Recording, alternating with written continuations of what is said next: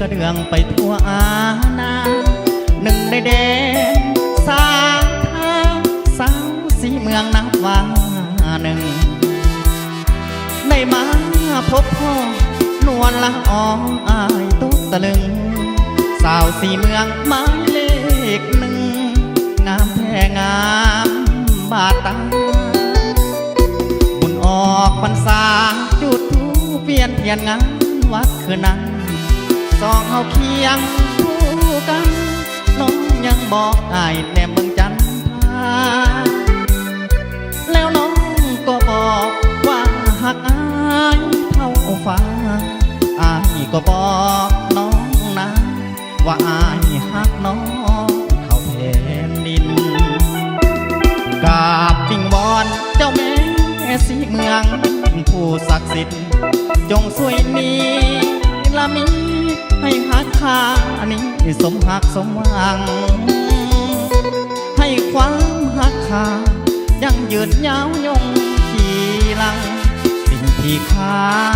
ว่าหวังคือให้ข้าได้เป็นเคยสีเมือง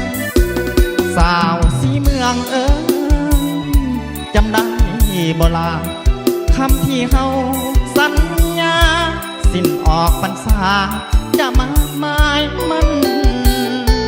ข้าดองสินสอด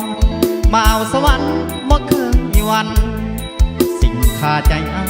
ายนั้นย่านสาวสีเมืองหลอกบอกบ่จริง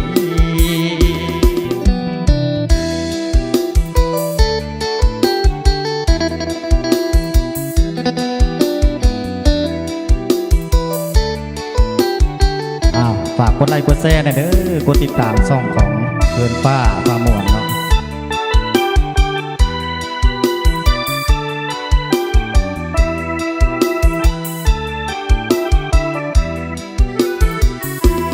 กราบวิงวอนเจ้าแม่สีเมืองผู้ศักดิ์สิทธิ์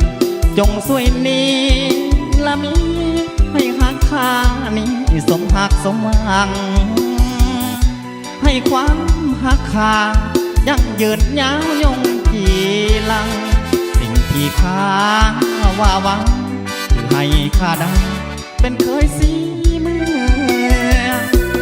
สาวสีเมืองจำได้บ่ลาคำที่เฮาสัญญาสิ้นออกพรรษาจะมาหมายมันข้าดองสินสอดบ่าวสวรรค์บ่เคยวันสิ่งข้าใจอายนั้นย่านสาวสีเมืองหลอกบอกว่าจริง